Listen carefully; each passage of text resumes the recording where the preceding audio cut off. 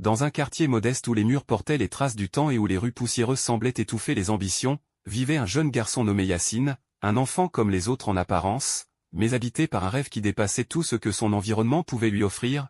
Chaque matin il se réveillait avec cette même idée fixe, celle de devenir un jour un grand joueur de football, pas pour la gloire ni pour l'argent, mais pour prouver à lui-même qu'il pouvait transformer sa réalité. Son quotidien était simple, presque monotone. Entre l'école où il restait souvent silencieux et les longues heures passées dehors avec un vieux ballon dégonflé qu'il réparait lui-même avec les moyens du bord, il n'avait pas de chaussures adaptées, souvent il jouait pieds presque nus sur un terrain improvisé entre deux immeubles, esquivant les pierres et les trous, mais cela ne le dérangeait pas, au contraire, cela forgeait quelque chose en lui, une résistance invisible que personne ne remarquait encore. Les autres enfants jouaient pour s'amuser, riaient, se disputaient puis rentraient chez eux sans y penser davantage, mais pour Yacine, chaque match improvisé était un entraînement, chaque dribble raté une leçon, chaque chute une opportunité de se relever plus vite. Il observait tout, les gestes, les mouvements, les réactions, il imitait ce qu'il voyait à la télévision quand il en avait l'occasion, et parfois même sans écran.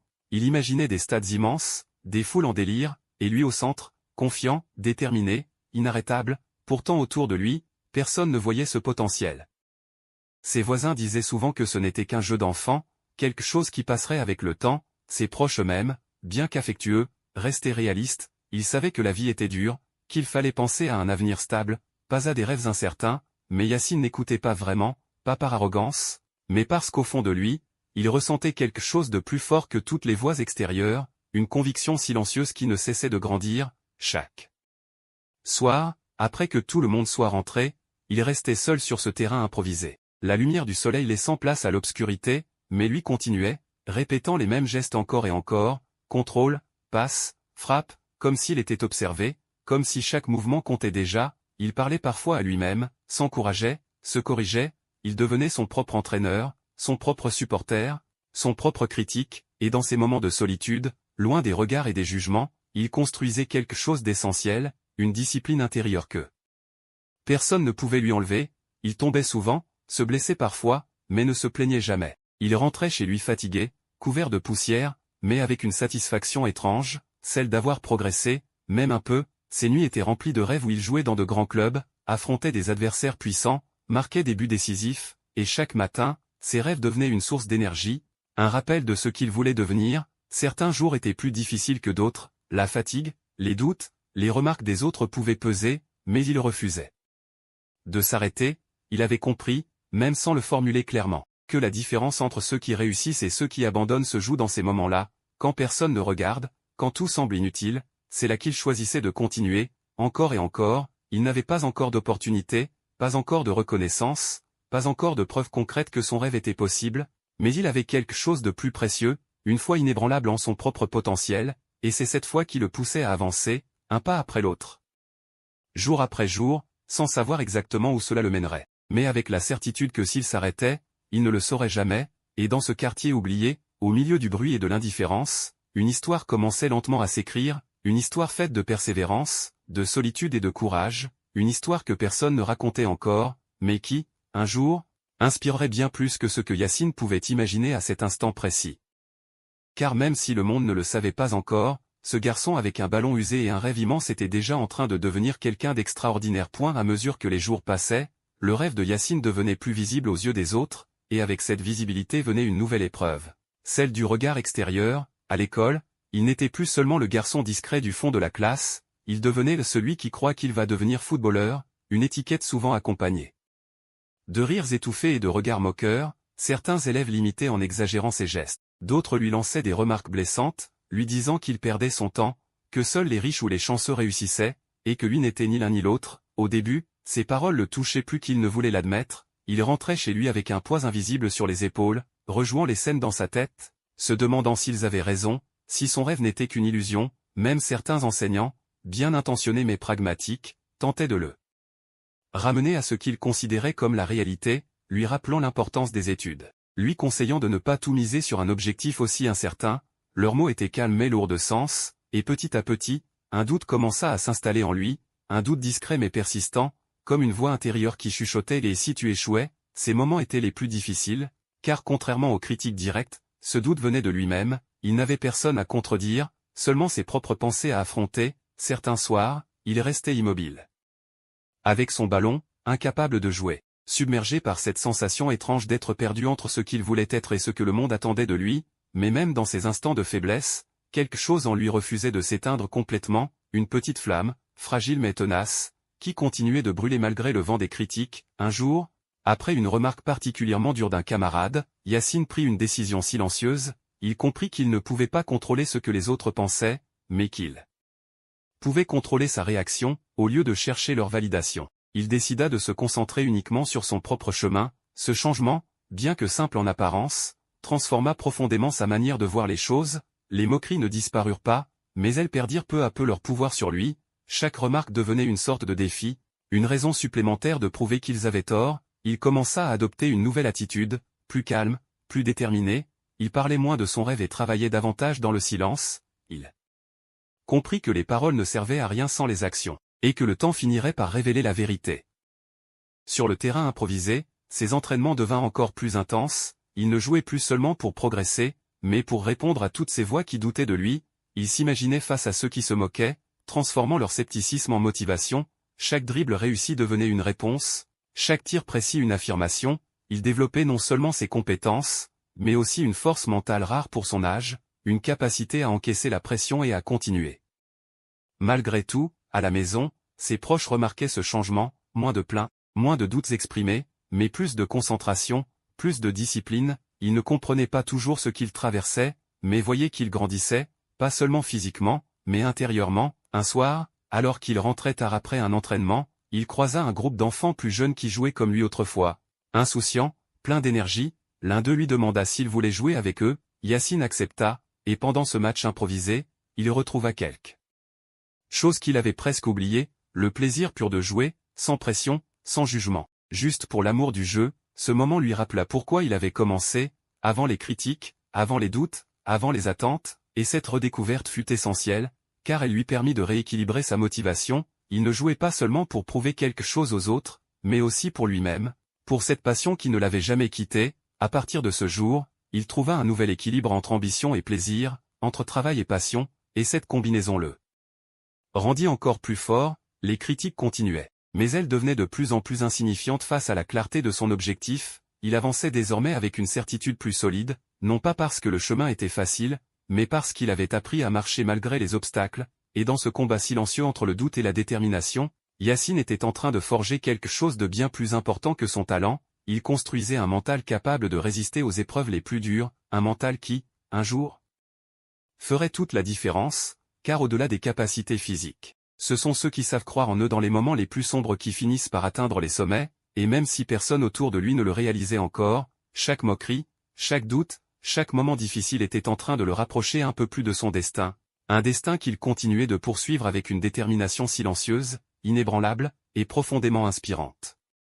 Avec le temps, Yacine comprit que rêver ne suffisait plus, que la différence entre ceux qui espèrent et ceux qui réussissent se construit dans le sacrifice, un mot qu'il n'aurait pas vraiment compris auparavant, mais qui allait bientôt devenir une réalité quotidienne. Il commença par changer ses habitudes. Se levant bien avant le lever du soleil, à une heure où même le silence semblait encore endormi, il sortait discrètement de chez lui, enfilait ses vêtements simples et partait courir dans les rues presque désertes. Au début, son corps résistait, ses jambes étaient lourdes, sa respiration difficile, et plusieurs fois il eut envie de rentrer, de retourner dans son lit chaud, mais à chaque fois, il pensait à son objectif, à cette version de lui-même qu'il voulait devenir, et cela suffisait pour faire un pas de plus, puis un autre, jusqu'à ce que courir devienne une habitude, une nécessité presque. Ses journées étaient désormais rythmées par une discipline stricte, école, entraînement, repos, puis entraînement encore. Il limitait les distractions, refusait les sorties inutiles, passait moins de temps devant les écrans. Chaque minute devenait précieuse, chaque choix comptait. Certains de ses amis ne comprenaient pas ce changement, ils le trouvaient trop sérieux, trop distant, et petit à petit, il s'éloigna d'eux, non pas par mépris, mais parce qu'il savait que son chemin était différent. Ce détachement n'était pas facile, il ressentait parfois une solitude profonde, surtout lors des moments où il voyait les autres profiter de leur jeunesse sans contrainte, rire, sortir, vivre sans pression, mais lui avait fait un choix, et il en acceptait les conséquences. Sur le terrain, son travail devenait plus structuré. Il ne se contentait plus de jouer, il s'entraînait avec intention, répétant des exercices spécifiques, améliorant sa vitesse, sa précision, son endurance. Il observait ses propres faiblesses et cherchait à les corriger. encore et encore, jusqu'à ce qu'elles deviennent des forces. Il apprenait à contrôler son corps, à maîtriser ses émotions, à rester concentré même dans la fatigue. Il tombait souvent, échouait parfois, mais se relevait toujours, car il avait intégré une vérité fondamentale. L'échec n'est pas la fin, mais une étape. À la maison, la situation n'était pas toujours facile. Les ressources étaient limitées, et il savait que sa famille faisait de son mieux pour subvenir à ses besoins. Cela le motivait encore plus. Il ne voulait pas seulement réussir pour lui-même, mais aussi pour eux, pour alléger leurs difficultés, pour leur offrir une vie meilleure. Cette responsabilité, bien que lourde pour son âge, devenait une source de force supplémentaire. Certains soirs, épuisé, il s'allongeait sans même avoir la force de parler, son corps douloureux témoignant de ses efforts, mais au fond de lui, il ressentait une satisfaction profonde, celle de savoir qu'il avançait, même lentement, vers son objectif. Un jour, alors qu'il s'entraînait seul sous une pluie fine, trempé, fatigué, presque à bout, il s'arrêta un instant, regarda autour de lui, et se posa une question simple mais essentielle, « Pourquoi je fais tout ça ?» Et dans ce silence, il trouva sa réponse, pas dans les mots des autres, ni dans les attentes extérieures, mais en lui-même. Il le faisait parce qu'il ne pouvait pas faire autrement, parce que ce rêve faisait partie de lui, parce que abandonner serait pire que échouer. Cette prise de conscience renforça encore sa détermination. Il ne s'agissait plus seulement de réussir, mais de rester fidèle à lui-même, à ce qu'il était devenu à travers ses efforts. Les jours passaient, les semaines s'accumulaient, et les résultats commençaient à apparaître. Ses mouvements devenaient plus fluides, ses décisions plus rapides, sa confiance plus solide. Il n'était plus le même garçon qu'au début, il avait changé, physiquement, mentalement, émotionnellement, et même si le chemin restait long, il pouvait déjà voir les premiers signes de progrès, ce qui autrefois semblait impossible devenait peu à peu accessible. Il comprenait désormais que le talent n'est qu'un point de départ, et que c'est le travail constant, invisible, souvent ingrat, qui construit réellement un champion. Autour de lui, certains commençaient à remarquer ce changement, à voir au-delà du simple rêve, à percevoir la réalité de ses efforts, mais lui ne cherchait toujours pas la reconnaissance. Il restait concentré, discipliné, fidèle à sa routine, car il savait que ce n'était que le début, que le plus difficile restait à venir, et pourtant, il avançait sans peur, avec cette certitude nouvelle que peu importe les obstacles, il trouverait toujours un moyen de continuer, car désormais, Yacine n'était plus seulement un garçon avec un rêve, il était devenu quelqu'un prêt à tout sacrifier pour le réaliser, et dans ce processus exigeant, parfois douloureux, mais profondément transformateur, il était en train de se rapprocher chaque jour un peu plus de la personne qu'il avait toujours imaginé devenir, une personne forte, déterminée, et capable de dépasser ses propres limites, quoi qu'il en coûte. Les années avaient passé, et ce qui n'était autrefois qu'un rêve fragile était devenu une réalité que même Yacine avait parfois du mal à croire. Les stades immenses, les lumières éclatantes, les supporters scandant son nom, tout cela faisait désormais partie de son quotidien, mais au fond de lui, rien n'avait vraiment changé.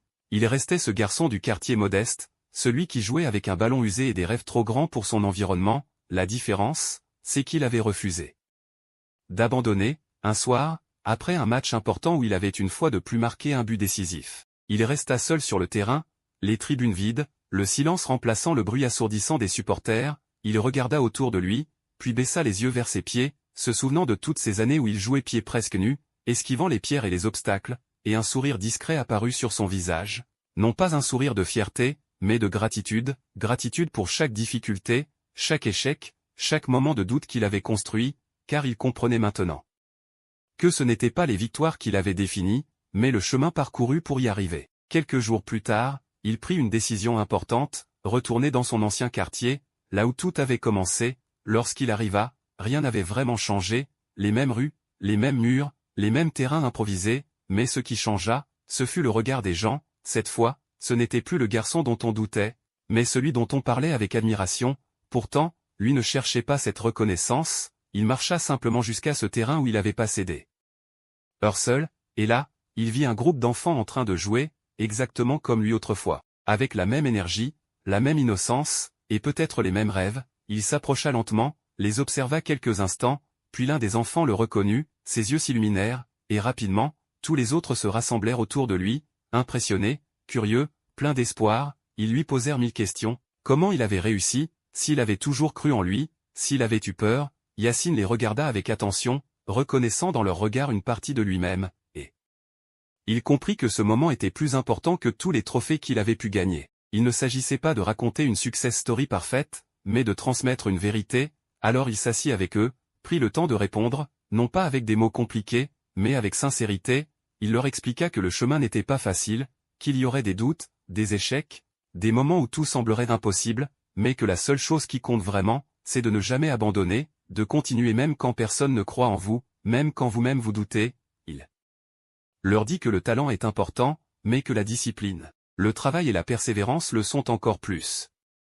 Et surtout, il leur rappela quelque chose d'essentiel, que leur origine, leur situation, leurs difficultés ne définissent pas leurs limites, mais seulement leur point de départ. Après avoir parlé, il se leva et proposa de jouer avec eux, et pendant quelques minutes, il redevint ce garçon qu'il avait été, courant, dribblant, riant, sans pression, juste pour le plaisir, et dans ce moment simple mais puissant, il réalisa que malgré tout ce qu'il avait accompli, l'essence de son rêve n'avait jamais changé, joué, aimé ce qu'il fait, et inspirer les autres à croire en eux. Lorsque le soleil commença à se coucher, il se leva une dernière fois, regarda les enfants, et leur dit une phrase qu'il n'oublierait jamais, « Peu importe d'où tu viens, ce qui compte, c'est jusqu'où tu es prêt à aller », puis il partit, laissant derrière lui bien plus qu'un souvenir, il laissa une étincelle, une motivation, une preuve vivante que tout est possible, et en marchant à travers ces rues qu'il connaissait si bien, il comprit que son histoire ne lui appartenait plus seulement, elle appartenait à tous ceux qui doutent, à tous ceux qui rêvent, à tous ceux qui se battent en silence. Car au-delà du succès, au-delà des trophées et de la reconnaissance, son véritable héritage était là, dans ses regards remplis d'espoir, dans ses rêves qui venaient de naître, et c'est à cet instant précis que Yacine réalisa qu'il n'avait pas seulement atteint le sommet, il était devenu une source d'inspiration, une preuve que même les rêves les plus improbables peuvent devenir réalité, à condition d'y croire assez fort pour ne jamais abandonner, et ainsi, l'histoire qui avait commencé dans la poussière d'un quartier oublié se terminait dans la lumière, non pas comme une fin, mais comme un nouveau commencement pour tous ceux qui choisiraient de suivre le même chemin.